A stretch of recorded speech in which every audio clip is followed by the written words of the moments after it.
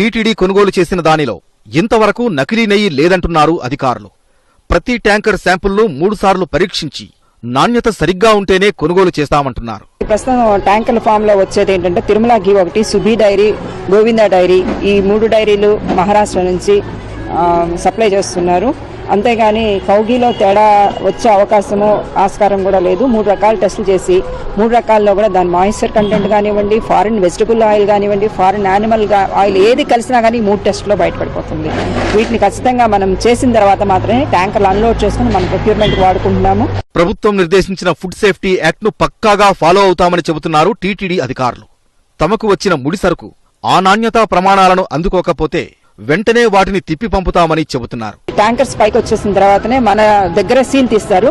Seal తీసిన తర్వాత ఆ కంపెనీ సప్లయర్ ఎవరైతే ఉన్నారో మార్కెటింగ్ వాళ్ళిద్దరూ కలిసి వాళ్ళు సీల్ ఓపెన్ చేసిన తర్వాత మనం వాళ్ళ ప్రెజెన్స్ లోనే ట్యాంకర్ మొత్తం చర్న్ చేసి దానిలోంచి ఆయిల్ మనకు కావాల్సిన కౌగీ తీసుకొని ఆ శాంపుల్ దాని ప్రకారంగా టెస్ట్ చేసుకుంటాము.